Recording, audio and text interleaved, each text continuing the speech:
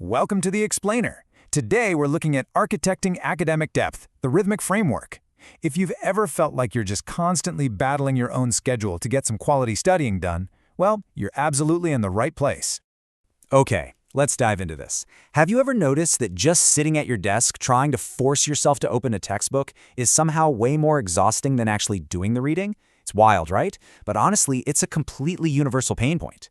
The simple act of just initiating a study session brings on this massive wave of procrastination and intense mental fatigue.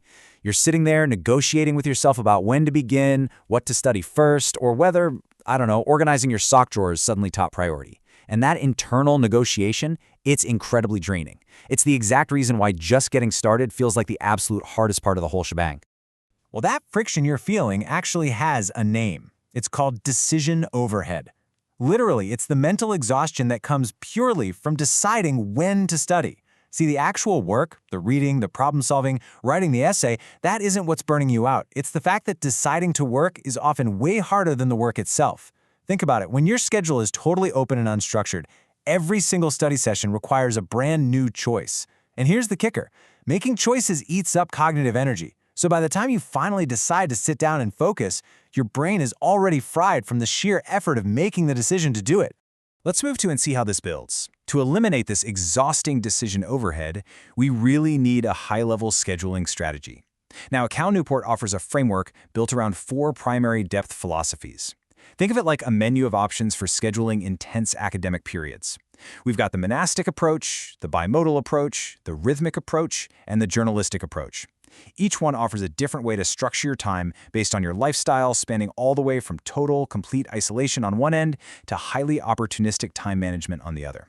So let's just briefly contrast those extremes. First, you have the monastic philosophy, which is total isolation. Now, that's great if you live in a cave, but kind of impractical if you actually have classes and a social life, right? On the flip side, there's the journalistic philosophy. That's all about fitting deep work into random, opportunistic windows whenever they open up. But you got to be careful there, because relying on sudden bursts of motivation during random free blocks, that usually leads us right back to that exhausting decision overhead we just talked about. Now, what's really interesting about this slide is we're leaving those extremes completely behind and arriving at the absolute best approach for the vast majority of students, the rhythmic philosophy. This strategy is all about having a fixed, consistent daily habit for deep work. So instead of hiding in a cave for a month or waiting for some magical free hour to suddenly appear in your afternoon, you build a rhythm. You integrate intense academic focus into your routine so seamlessly that it just becomes automatic. For sure, this is the most grounded, practical solution for structuring your life around academic depth. And the cornerstone of this rhythm is this exact number, 90. 90 minutes. The text specifically recommends establishing a daily habit of 90-minute study sessions. I really want you to let that sink in for a second. You aren't aiming for some grueling 6-hour marathon that leaves you totally burnt out. And you aren't settling for a distracted 15-minute skim either. A concrete, non-negotiable target, 90 minutes every single morning. It provides the perfect container for deep, meaningful academic work. But how do we build the muscle to actually execute that 90-minute block? You do it by creating a standing appointment with your absolutely hardest subject. You've got to treat this time block exactly like you would a doctor's appointment or a scheduled college lecture. It is a pre-planned block of time that just does not move, no exceptions. By assigning your most challenging coursework to this specific, unwavering daily slot, you are utilizing the power of regularity. And, as the source material highlights, regularity and pre-planned blocks are simply the absolute most effective tools for achieving academic depth and totally wiping out that mental fatigue. And this brilliantly illustrates how to implement this into your life right now.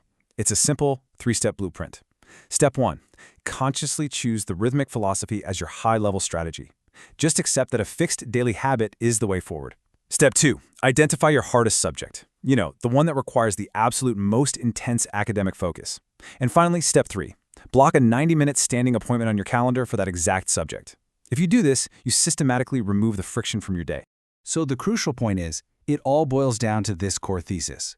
Consistency removes the decision overhead of starting. I want you to really truly internalize that phrase.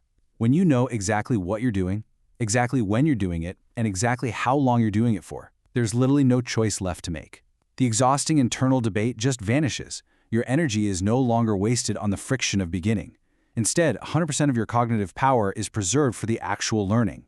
By shifting from chaotic, opportunistic studying to a strategic, rhythmic framework, you completely transform how you handle academic pressure. You finally get your mental energy back. Which brings us to our final thought for this explainer.